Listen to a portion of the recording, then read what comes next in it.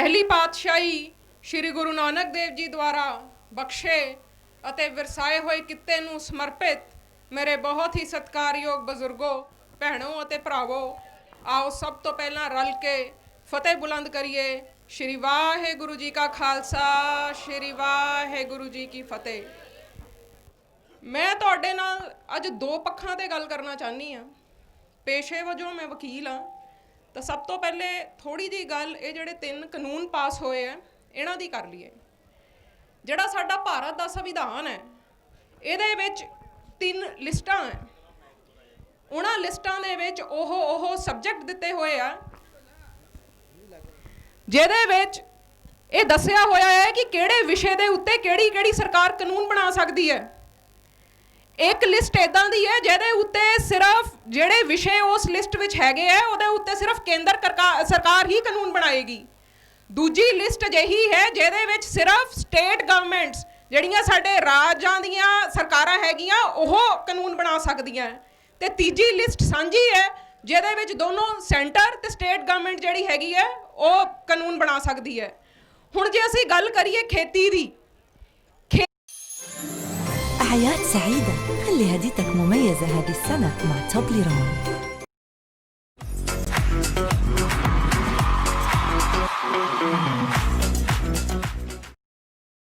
खेती एग्रीकल्चर ਤੇ ਜਿਹੜਾ ਐਗਰੀਕਲਚਰ ਪ੍ਰੋਡਿਊਸ ਹੈਗਾ ਹੈ, ਜਿਹੜਾ ਅਸੀਂ ਖੇਤੀ ਕਰਕੇ ਜੋ ਕੁਝ ਜੇ ਉਪਜ ਹੁੰਦੀ ਹੈ ਸਾਡੀ ਉਹਨੂੰ ਮਾਰਕੀਟ ਦੇ ਵਿੱਚ ਜਿਹੜਾ ਵੇਚਣਾ ਹੈ, ਮਾਰਕੀਟਿੰਗ, ਇਹ ਜਿਹੜੇ ਵਿਸ਼ੇ ਹੈਗੇ ਆ ਇਹ ਸਟੇਟ ਸਬਜੈਕਟ ਦੇ ਵਿਸ਼ੇ ਹੈ।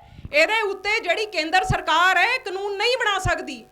ਹੁਣ ਇਹ ਜਿਹੜੇ ਕਾਨੂੰਨ ਕੇਂਦਰ ਸਰਕਾਰ ਨੇ ਬਣਾਏ ਹੈਗੇ ਆ ਇਹ ਸਾਡੇ ਸੰਵਿਧਾਨ ਦੇ ਹੀ ਖਿਲਾਫ ਹੈ। ਇਹ ਵੈਸੇ ਤਾਂ ਜੇ ਸੁਪਰੀਮ ਕੋਰਟ ਦੀ ਕੋਈ ਜ਼ਮੀਰ ਜਾਗਦੀ ਹੁੰਦੀ ਅੱਜ ਦੀ ਤਰੀਕ ਵਿੱਚ ਤਾਂ ਉਹਨੂੰ ਚਾਹੀਦਾ ਸੀ ਕਿ ਇਹਨੂੰ ਆਪ ਹੀ ਸੁਓ ਮੋਟੋ ਐਕਸ਼ਨ ਲੈ ਕੇ ਰੱਦ ਕਰ ਦਿੰਦੀ।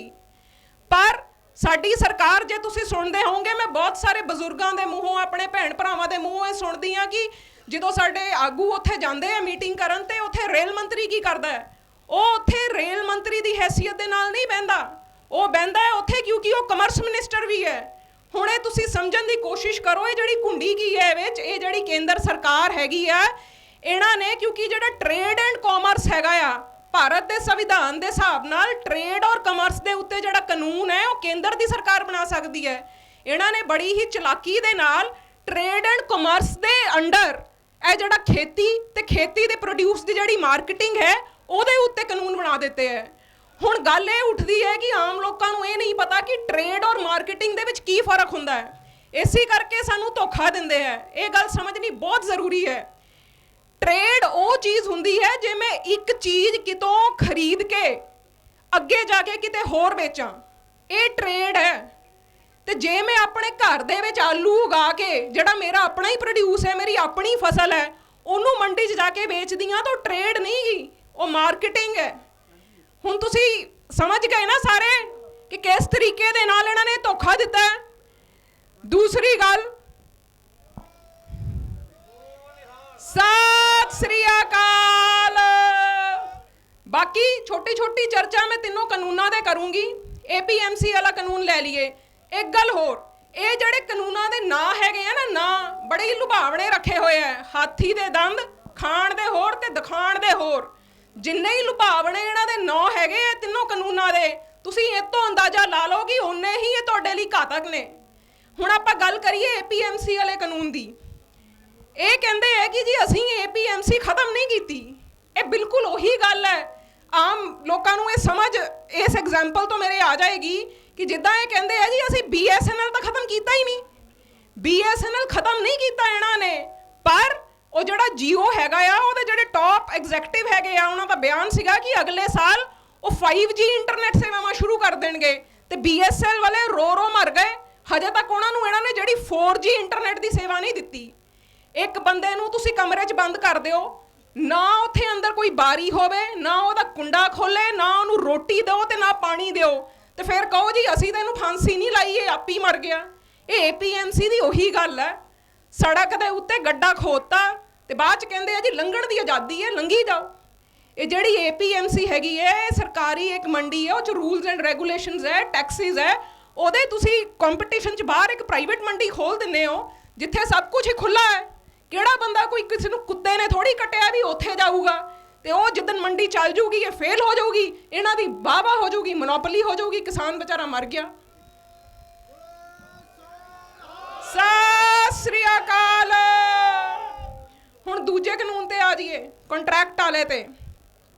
ਕੰਟਰੈਕਟ ਇਕਰਾਰਨਾਮਾ, ਇਕਰਾਰ ਹੁੰਦਾ ਹੈ ਦੋ ਬਰਾਬਰ ਦੀਆਂ ਪਾਰਟੀਆਂ 'ਚ, ਕੰਟਰੈਕਟ ਹੁੰਦਾ ਹੈ ਦੋ ਬਰਾਬਰ ਦੀਆਂ ਪਾਰਟੀਆਂ 'ਚ।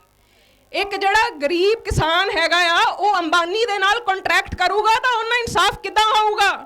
ਕਿੱਦਾਂ ਜਿਹੜਾ ਕਿਸਾਨ ਹੈਗਾ ਉਹ ਆਪਣੀਆਂ ਸ਼ਰਤਾਂ ਮਨਵਾ ਲੂਗਾ ਅੰਬਾਨੀ ਨੂੰ, ਅਡਾਨੀ ਨੂੰ?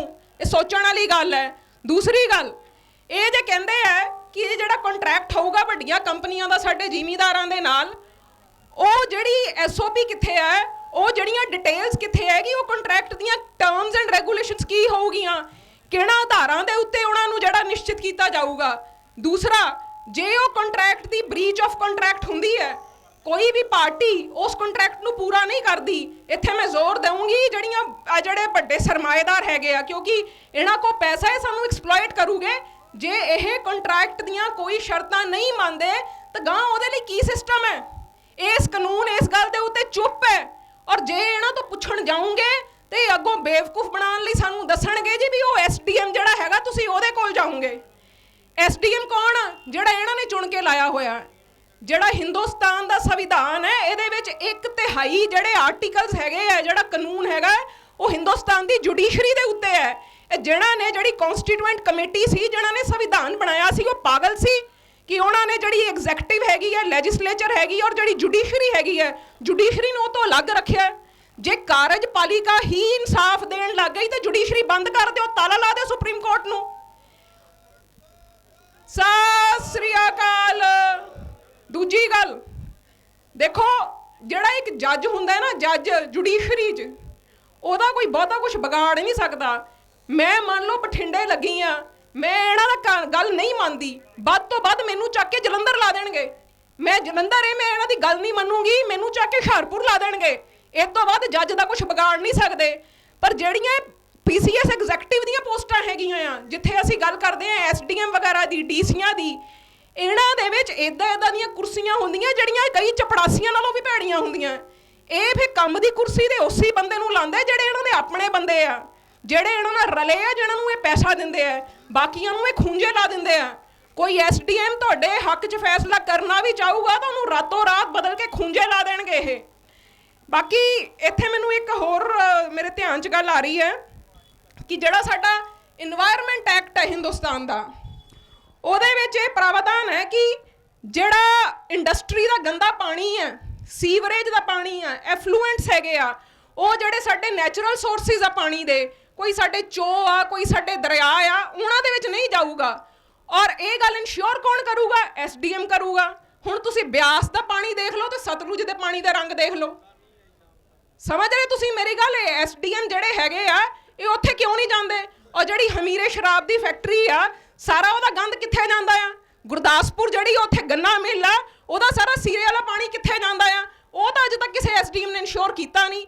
ਤੁਹਾਡੇ ਵਿੱਚੋਂ ਮੇਰੇ ਕਿਸਾਨ ਬਜ਼ੁਰਗ ਬੈਠੇ ਆ, ਮੇਰੇ ਭਰਾ ਬੈਠੇ ਆ, ਇਹ ਜਿਹੜੀਆਂ ਗੰਨੇ ਦੀਆਂ ਮਿੱਲਾਂ ਜਿਹੜੀਆਂ ਖੰਡ ਦੀਆਂ ਮਿੱਲਾਂ ਹੈਗੀਆਂ ਆ, 14 ਦਿਨਾਂ 'ਚ ਇਹਨਾਂ ਨੇ ਪੈਸਾ ਦੇਣਾ ਹੁੰਦਾ, ਨਹੀਂ ਤਾਂ ਮੁੜ ਕੇ ਵਿਆਜ ਪੈਂਦਾ।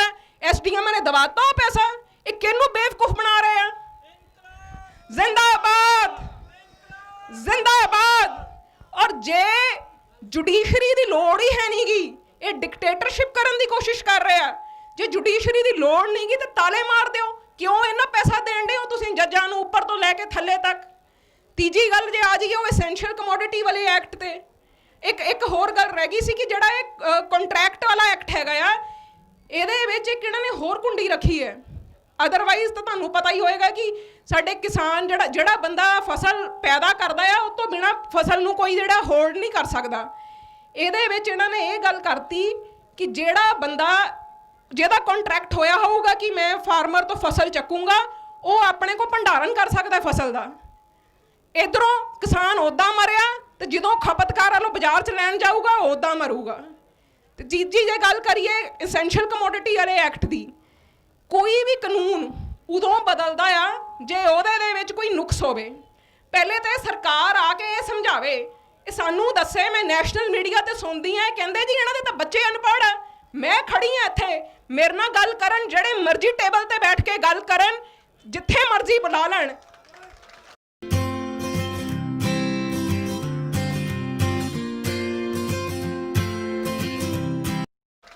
ਸਤਿ ਸ੍ਰੀ ਅਕਾਲ। ਇਹ ਪਹਿਲੀ ਗੱਲ ਤਾਂ ਸਾਨੂੰ ਇਹ ਸਮਝਾਉਣ ਕਿ ਜਿਹੜਾ ਪਿਛਲਾ ਐਕਟ ਸੀਗਾ ਉਹਦੇ ਵਿੱਚ ਗਲਤ ਕੀ ਸੀ। ਸੋਧ ਤਾਂ ਉਦੋਂ ਕਰੂੰਗੇ ਨਾ ਜਦੋਂ ਗਲਤੀ ਹੋਵੇ। ਉਹ 'ਚ ਕੀ ਗਲਤ ਸੀਗਾ ਜਿਹਨੂੰ ਸੁਧਾਰਿਆ ਗਿਆ ਆ। ਹੁਣ ਤੁਸੀਂ, ਇਹ ਬੜੀ ਇੱਕ ਗੇਮ ਹੈਗੀ ਆ ਕਿ ਜਿਹੜਾ ਆ ਇਹਨਾਂ ਦੇ ਹੈਗੇ ਆ ਪਿਓ ਅੰਬਾਨੀ ਤੇ ਅਡਾਨੀ ਤੇ ਇੱਦਾਂ ਦੇ ਹੋਰ, ਇਹ ਉਧਰ ਭੰਡਾਰਨ ਕਰਦੇ ਰਹੋਗੇ, ਇੱਥੇ ਭੁੱਖਮਰੀ ਮਚੂਗੀ, ਜਦੋਂ ਉੱਤੇ ਕੀਮਤਾਂ ਚੜਨਗੀਆਂ ਤੇ ਆਪਣੇ ਭਾਵਨਾ ਨੂੰ ਉਹ ਵੇਚੂਗੇ। ਇਸ ਕਰਕੇ ਇਹ ਜਿਹੜੀਆਂ ਛੋਟੀਆਂ ਛੋਟੀਆਂ ਗੱਲਾਂ ਇਹਨਾਂ ਨੂੰ ਸਮਝਣ ਦੀ ਬਹੁਤ ਲੋੜ ਸੀ। ਮੈਂ ਇਸ ਕਰਕੇ ਇਹਨਾਂ ਦੇ ਉੱਤੇ ਤੁਹਾਡੇ ਨਾਲ ਡਿਸਕਸ਼ਨ ਕੀਤੀ ਹੈ। ਤੇ 3 ਦਿਨ ਮੈਨੂੰ ਹੋ ਗਏ ਇੱਥੇ ਆਉਂਦਿਆਂ ਨੂੰ। ਬਹੁਤ ਮੈਂ ਸੁਣਦੀ ਰਹਿੰਦੀ ਹਾਂ, ਇੱਕ ਤੋਂ ਵੱਧ ਇੱਕ ਬੁਲਾਰੇ ਆਉਂਦੇ ਆ। ਮੈਂ ਬੜੀ ਨਮਾਣੀ ਜੀ ਚੀਜ਼ ਆ ਉਹਨਾਂ ਦੇ ਅੱਗੇ। ਤਜਰਬੇ 'ਚ ਵੀ ਮੇਰੇ ਤੋਂ ਵੱਡੇ ਨੇ, ਉਮਰਾਂ 'ਚ ਵੀ ਵੱਡੇ ਨੇ, ਪਰ ਦਿਨ ਰਾਤ ਸੋਚਦੀ ਵੀ ਰਹਿੰਦੀ ਹਾਂ ਜਦ ਆਪਣੇ ਬਜ਼ੁਰਗਾਂ ਨੂੰ, ਆਪਣੇ ਪਿਓਆਂ ਨੂੰ, ਮਾਵਾਂ ਨੂੰ ਸੜਕਾਂ 'ਤੇ ਪਏ ਦੇਖਦੀ ਹਾਂ। ਇਸ ਕਰਕੇ ਮੌਕਾ ਮਿਲਿਆ ਤਾਂ ਮੈਂ ਤੁਹਾਡੇ ਨਾਲ ਆਪਣੇ ਦਿਲ ਦੀ ਗੱਲ ਸ਼ੇਅਰ ਕਰਨਾ ਚਾਹੁੰਦੀ ਹਾਂ ਅੱਜ। ਦੇਖੋ, ਇਹ ਜਿਹੜੇ 3 ਕਾਨੂੰਨ ਹੈ ਨਾ, ਜਿਹੜਾ ਵੀ ਬੰਦਾ ਸਟੇਜ ਤੇ ਆਉਂਦਾ ਇਹ 3 ਕਾਨੂੰਨਾਂ ਦੀ ਗੱਲ ਕਰਦਾ। ਮੈਂ ਕੱਲ ਉੱਥੇ ਵੱਡੀ ਸਟੇਜ ਤੇ ਵੀ ਇਹ ਗੱਲ ਕਹੀ ਸੀ ਕਿ ਇਹ ਜਿਹੜਾ ਅੰਦੋਲਨ ਹੈ ਨਾ, ਇਹ ਕੋਈ ਆਮ ਅੰਦੋਲਨ ਨਹੀਂ ਗਾ।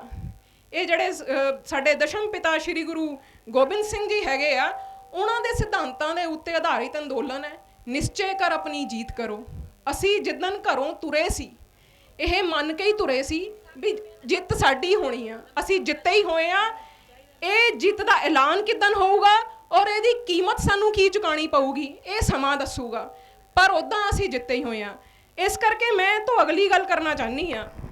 ਇਹ ਕਾਨੂੰਨ ਹੋ ਗਏ ਰੱਦ, ਅਸੀਂ ਮੁੜ ਕੇ ਚੱਲ ਜਾਵਾਂਗੇ ਘਰਾਂ ਨੂੰ। ਫਿਰ ਇਹ ਕੁਛ ਇੱਦਾਂ ਦਾ ਹੋਰ ਘੜ ਦਊਗੇ ਕਿਸੇ ਹੋਰ ਚੀਜ਼ ਦੇ ਉੱਤੇ, ਫਿਰ ਅਸੀਂ ਆਪਣਾ ਬੋਰੀ ਬਿਸਤਰਾ ਚੱਕ ਕੇ ਦਿੱਲੀ ਨੂੰ ਆਵਾਂਗੇ। ਇਹ ਜਿਹੜੇ ਕਾਨੂੰਨ ਆ, ਜਾਂ ਇਹ ਕਾਨੂੰਨਾਂ ਦੇ ਲਈ ਜਿਹੜਾ ਅਸੀਂ ਅੱਜ ਖੜੇ ਹੋਏ ਆ, ਇਹ ਦੇਖੋ, ਇਹ ਬਿਮਾਰੀ ਦਾ ਸਿੰਪਟਮ ਆ। ਜਦੋਂ ਢਿੱਡ 'ਚ ਪੀੜ ਹੁੰਦੀ ਆ ਤੇ ਡਾਕਟਰ ਪੇਨ ਕਿਲਰ ਦਈ ਜਾਵੇ ਤੇ ਤੁਹਾਡੀ ਪੀੜ ਦੱਬੀ ਜਾਵੇ ਤੇ ਬਿਮਾਰੀ ਨਾ ਲੱਭੇ ਕਿਹੜੀ ਆ, ਉਹ ਚੰਗਾ ਡਾਕਟਰ ਨਹੀਂ।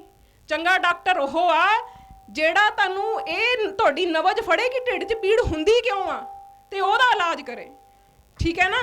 ਹੁਣ ਆਪਣੀ ਪ੍ਰੋਬਲਮ ਇੱਥੇ ਕੀ ਆ, ਜੇ ਅਸੀਂ ਆਪਣਾ ਮਾੜਾ ਜਿਹਾ ਆਪਣੇ ਅੰਤਰਾਤਮਾ 'ਚ ਝਾਤੀ ਮਾਰ ਕੇ ਸਾਰੇ ਜਾਣੇ ਦੇਖੀਏ ਤਾਂ ਜ਼ਿੰਮੇਦਾਰ ਇਹਦੇ ਲਈ ਅਸੀਂ ਆ। ਜਦ ਅਸੀਂ ਇੱਦਾਂ ਦੇ ਬੰਦਿਆਂ ਨੂੰ ਚੁਣ ਕੇ ਆਪਣੀ ਸੰਸਦ ਵਿੱਚ ਭੇਜਾਂਗੇ, ਸੰਸਦ ਤੁਹਾਨੂੰ ਪਤਾ ਨਾ ਸੰਸਦ ਦਾ ਕੰਮ ਕੀ ਹੁੰਦਾ, ਕਾਨੂੰਨ ਬਣਾਉਣਾ। ਮੈਨੂੰ ਕਿੰਨੇ 20 ਸਾਲ ਹੋ ਗਏ ਕਾਨੂੰਨ ਪੜ੍ਹਦਿਆਂ ਨੂੰ। ਠੀਕ ਹੈ ਨਾ। ਹਾਲੇ ਵੀ ਕੋਈ ਗੱਲ ਹੁੰਦੀ ਤਾਂ ਕਿਤਾਬਾਂ ਲੈ ਕੇ ਬਹਿਣਾ ਹੁੰਦਾ। ਤੇ ਇਹ ਕਿਹੜੇ ਲੋਕ ਹੈ, ਤੁਸੀਂ ਆਪ ਸਿਆਣੇ ਹੋ ਸਾਰੇ। ਠੀਕ ਹੈ ਨਾ। ਜਦ ਅਸੀਂ ਆਦੀ ਸ਼ਰਾਬ ਦੇ ਲਈ 500 ਲਈ, 1000 ਰੁਪਏ ਦੇ ਲਈ, ਠੀਕ ਹੈ ਨਾ, ਉਸ ਵੇਲੇ ਵੋਟ ਦੇ ਦਿੰਦੇ ਆ ਜਿਹਨੂੰ ਮਰਜ਼ੀ, ਜਿਹੜਾ ਸਾਡੇ ਸਾਹਮਣੇ ਆ ਜਾਵੇ। أعياد سعيدة خلي هديتك مميزة هذه السنة مع توبليرون। ਤੇ ਫਿਰ ਬਿਸਤਰੇ ਸੜਕਾਂ ਤੇ ਹੀ ਲੱਗਣੇ ਆ ਤੇ ਆਉਣ ਵਾਲੀਆਂ ਨਸਲਾਂ ਦੇ ਵੀ ਇੱਦਾਂ ਹੀ ਲੱਗਣਗੇ। ਸਤਿ ਸ੍ਰੀ ਅਕਾਲ। ਇਸ ਕਰਕੇ ਜਿਹੜਾ ਅਵਾਮ ਹੈ ਨਾ, ਇਹਦੇ ਵਿੱਚ ਜਿੰਨੀ ਸ਼ਕਤੀ ਹੈ, ਜਿੰਨੀ ਤਾਕਤ ਹੈ, ਜਿਹੜਾ ਸਮੁੰਦਰ ਹੁੰਦਾ ਬੂੰਦ ਬੂੰਦ ਪਾਣੀ ਦੇ ਨਾਲ ਬਣਦਾ ਹੈ, ਔਰ ਉਹ ਜਿਹੜਾ ਸਮੁੰਦਰ ਫਿਰ ਜਦੋਂ ਉੱਠਦਾ ਤਾਂ ਸੈਲਾਬ ਬਣ ਜਾਂਦਾ ਹੈ। ਇਹ ਜਿਹੜਾ ਅਵਾਮ ਹੈ ਨਾ, ਅਵਾਮ, ਇਹ ਫਰਸ਼ ਤੋਂ ਬੰਦੇ ਨੂੰ ਅਰਸ਼ ਤੇ ਅਰਸ਼ ਤੋਂ ਬੰਦੇ ਨੂੰ ਫਰਸ਼ ਤੇ ਲਿਆ ਸਕਦਾ ਹੈ। ਆਪਣੀ ਤਾਕਤ ਪਹਿਚਾਨੋ। ਇਹ ਨਾ ਸੋਚਿਆ ਕਰੋ ਕਿ ਅਸੀਂ ਕੀ ਕਰਨਾ। ਮੈਂ ਤਾਂ ਇਹੀ ਸੋਚਦੀ ਹਾਂ, 38 ਸਾਲ ਮੇਰੀ ਉਮਰ ਹੋਣ ਲੱਗੀ ਆ ਤਾਂ ਹਰ ਬੰਦਾ ਇਹ ਕਹਿੰਦਾ ਰਹਿੰਦਾ ਸਰਕਾਰ ਮਾੜੀ ਆ, ਸਾਡੇ ਤਾਂ ਕਿਸਮਤ ਮਾੜੀ ਆ। ਨਹੀਂ, ਕਿਸਮਤ ਅਸੀਂ ਆਪਣੀ ਆਪ ਲਿਖਦੇ ਹਾਂ। ਕਮ ਸੇ ਕਮ ਮੈਂ ਕਹਿ ਕੇ ਨਹੀਂ ਜੀਣਾ ਚਾਹੁੰਦੀ। ਇਸੇ ਕੋਸ਼ਿਸ਼ ਲਈ ਅੱਜ ਮੈਂ ਇੱਥੇ ਆਈ ਹਾਂ। ਮੈਂ ਰੋਜ਼ ਇੱਥੇ ਆਉਂਦੀ ਹਾਂ ਤਾਂ ਕਿ ਮੈਂ ਆਪਣੀਆਂ ਮਾਵਾਂ ਨਾਲ, ਆਪਣੇ ਪਿਓਆਂ ਨਾਲ, ਭਰਾਵਾਂ ਨਾਲ, ਭੈਣਾਂ ਨਾਲ ਆਪਣੇ ਜਿਹੜੀ ਦਿਲ ਦੀਆਂ ਗੱਲਾਂ ਉਹ ਸਾਂਝੀਆਂ ਕਰ ਸਕਾਂ। ਇਸ ਕਰਕੇ ਆਓ ਸੰਕਲਪ ਕਰੋ ਕਿ ਜਦ ਵੀ ਵੋਟ ਪਾਉਣੀ ਆ ਅੱਗੇ ਤੋਂ ਇਹ ਦੇਖ ਕੇ ਨਹੀਂ ਪਾਣੀ ਕਿ ਮੈਨੂੰ ਸ਼ਰਾਬ ਕਿਹਨੇ ਦਿੱਤੀ ਆ, ਮੈਨੂੰ ਪੈਸਾ ਕਿਹਨੇ ਦਿੱਤਾ, ਤੇ ਇਹਦੀ ਜਾਤ ਕੀ ਆ, ਇਹਦੀ ਧਰਮ ਕੀ ਆ। ਠੀਕ ਹੈ ਨਾ। ਹੁਣ ਜਿਹੜੇ ਅਡਾਨੀ ਅੰਬਾਨੀ ਦੀ ਕਿਉਂ ਲੋੜ ਆ, ਇਹ ਜਿਹੜੀ ਸਰਕਾਰ ਆ, ਜਾਂ ਮੈਂ ਬੰਦੇ ਦਾ ਨਾਂ ਲੈਣ ਨੂੰ ਵੀ ਮੇਰਾ ਤਾਂ ਜੀ ਨਹੀਂ ਕਰਦਾ, ਇਹ ਜਿਹੜਾ ਬੰਦਾ ਆ ਇਹਨੂੰ ਪੈਸਿਆਂ ਦੀ ਕਿਉਂ ਲੋੜ ਆ ਵੀ ਸਾਨੂੰ ਖਰੀਦਣਾ ਇਹਨੇ। ਠੀਕ ਹੈ ਨਾ। ਸਾਨੂੰ ਤਾਂ ਰੱਬ ਨੇ ਪੈਦਾ ਕੀਤਾ ਹੈ, ਸਾਡੇ ਅੰਦਰ ਵਾਹਿਗੁਰੂ ਆਪ ਵਸਦਾ, ਸਾਡੀ ਤਾਂ ਕੋਈ ਕੀਮਤ ਹੀ ਹੈ ਨਹੀਂ, ਅਮੁੱਲ ਆ ਅਸੀਂ, ਅਮੁੱਲ, ਤੇ ਅਸੀਂ ਆਪਣੀਆਂ ਕੀਮਤਾਂ ਆਪ ਘਟਾਤੀਆਂ। ਮੈਂ ਕਹਿੰਦੀ ਆ ਮੈਨੂੰ ਕੋਈ ਬੰਦਾ ਆ ਕੇ ਕਵੇ ਕਿ ਯਾਰ ਲੈ ਤੂੰ ਇੰਨੇ ਪੈਸੇ ਲੈ ਤੈਨੂੰ ਖਰੀਦਣਾ ਆ, ਮੈਂ ਤਾਂ ਪਤਾ ਨਹੀਂ ਕੀ ਕਰ ਦਊਂਗੀ। ਠੀਕ ਹੈ ਨਾ, ਜਿਹੜੀ ਆਪਣੀ ਇੱਜ਼ਤ ਸਭ ਤੋਂ ਪਹਿਲੇ ਅਸੀਂ ਆਪ ਕਰੀਏ। ਅਮੁੱਲ ਰੱਬ ਨੇ ਸਾਨੂੰ ਪੈਦਾ ਕੀਤਾ, ਸਾਡੇ ਅੰਦਰ ਜਿਹੜਾ ਆ ਪਰਮਾਤਮਾ ਦਾ ਵੇਸ਼ ਹੈ, ਉਹਨੂੰ ਪਹਿਚਾਨੀਏ। ਇੱਕ ਬੰਦਾ ਕੌਣ ਹੁੰਦਾ ਸਾਨੂੰ ਖਰੀਦਣ ਵਾਲਾ? ਬੰਦੇ ਦੀ ਕੋਈ ਔਕਾਤ ਨਹੀਂ ਕਿ ਸਾਨੂੰ ਖਰੀਦ ਲਵੇ। ਇਹਨਾਂ ਬੰਦਿਆਂ ਨੂੰ ਅਸੀਂ ਆਪ ਉੱਥੇ ਬਿਠਾਉਂਦੇ ਹਾਂ, ਮੁੜ ਕੇ ਅੱਜ ਅਸੀਂ ਸੜਕਾਂ 'ਤੇ ਆਪ ਇਹਨਾਂ ਅੱਗੇ ਖੜੇ ਹਾਂ, ਮੇਰੀ ਬਿੱਲੀ ਮੈਨੂੰ ਮਿਆਉ। ਤੇ ਜੇ ਅਸੀਂ ਜਾਗਰੂਕ ਹੋ ਜਾਵਾਂਗੇ, ਇੱਦਾਂ ਦੇ ਬੰਦਿਆਂ ਨੇ ਖੜੇ ਹੀ ਨਹੀਂ ਹੋਣਾ। ਇੱਦਾਂ ਦੇ ਬੰਦੇ, ਜੇ ਤੁਹਾਨੂੰ ਖਰੀਦਿਆ ਨਾ ਜਾ ਸਕਦਾ ਹੋਵੇ ਤੇ ਮੋਦੀ ਨੂੰ ਪੈਸੇ ਦੀ ਲੋੜ ਹੈ ਨਹੀਂ। ਇਸ ਕਰਕੇ ਇਸ ਗੱਲ ਦੇ ਉੱਤੇ ਜ਼ਰਾ ਗੌਰ ਕਰੋ। ਤੀਸਰਾ ਪੁਆਇੰਟ ਮੇਰਾ ਇਹ ਹੈ, ਸਾਡੀਆਂ ਮਾਣਯੋਗ ਜਥੇਬੰਦੀਆਂ ਨੇ ਐਲਾਨ ਕੀਤਾ ਸੀ ਪਰਸੋਂ ਕਿ ਜਿੰਨੇ ਵੀ ਰਿਲਾਇੰਸ ਦੇ ਪ੍ਰੋਡਕਟਸ ਹੈਗੇ ਆ ਇਹਨਾਂ ਨੂੰ ਅਸੀਂ ਨਾ ਖਰੀਦੀਏ। ਬਹੁਤ ਹੀ ਵਧੀਆ ਫੈਸਲਾ ਹੈ, ਪਰ ਮੈਂ ਕਹਿੰਦੀ ਹਾਂ ਸਿਰਫ ਰਿਲਾਇੰਸ ਹੀ ਕਿਉਂ, ਇਸ ਹਿੰਦੁਸਤਾਨ ਕੀ ਹੈ, ਭਾਰਤ ਕੀ ਹੈ, ਪੰਜਾਬ ਕੀ ਹੈ, ਇੱਥੇ ਦਾ ਆਵਾਮ ਹੈ। ਜਿਹੜਾ ਮੁਲਕ ਹੁੰਦਾ ਆ ਉਹ ਆਪਣੇ ਲੋਕਾਂ ਨਾਲ ਜਾਣਿਆ ਜਾਂਦਾ ਆ। ਇਹਨੂੰ ਬਣਾਉਣ ਵਾਲੇ ਵੀ ਅਸੀਂ ਆ ਤੇ ਵਿਗਾੜਨ ਵਾਲੇ ਵੀ ਅਸੀਂ ਆ।